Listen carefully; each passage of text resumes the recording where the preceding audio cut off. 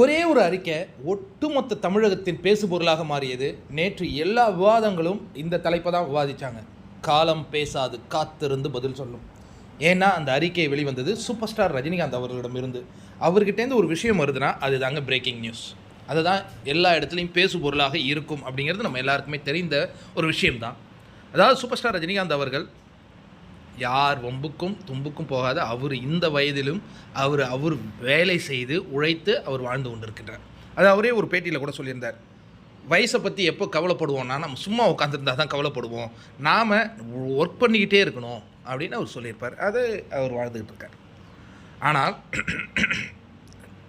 தமிழக வெற்றி கழகத்தில் இருக்கிற ஒரு நிர்வாகி தேவையில்லாமல் தேரை இழுத்து தெருவில் விட்டது போல் சூப்பர் ஸ்டார் ரஜினிகாந்த் அவர்களை பற்றி உண்மைக்கு மாறான கருத்துக்களை அவர் ஒரு ஆர்ப்பாட்டத்தில் பேசினார். அது ஒரு மிகப்பெரிய பேசுபொருளாகவும் மாறியது. எல்லோருமே அதுக்கு கண்டனம் தெரிவித்தார்கள்.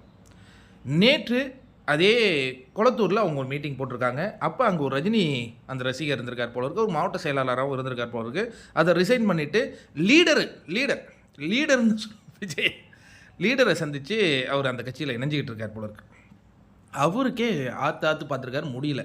ஆதவ அர்ஜுனா அது மேடையில் இருக்கும்போது, எதுக்கே அதுமாரி பேசினேன் எங்கள் தலைவரை பற்றி, என்ன இது நல்லா இல்லையே அப்படிங்கிற மாதிரி அவர் ஒரு கருத்துக்களை வெளியிட்டார். அதுக்கப்புறம் ஆதவ அர்ஜுனா மைக்கு பிடிச்சி பேசுகிறார்.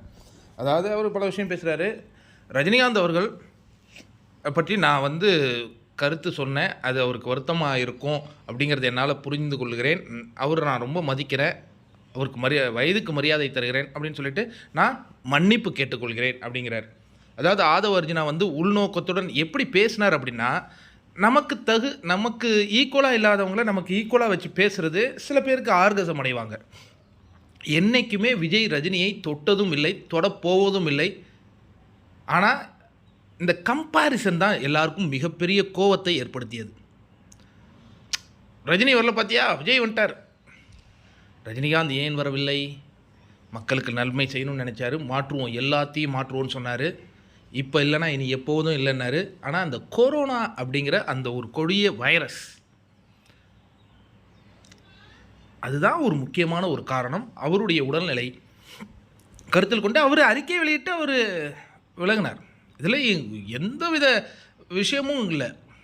கோவப்படணுன்னா சூப்பர் ஸ்டார் ஃபேன்ஸ் கோவப்படுறோம், ஏன் தலைவா நீங்கள் வரலன்னு. அவங்க அடுத்த நொடியே தலைவன் என்ன சொல்கிறாரோ அதை நாங்கள் கேட்டு போகிறோம் அப்படின்னு அவங்க பாட்டுக்கு அவங்களும் அவங்க வேலையை பார்த்தாங்க.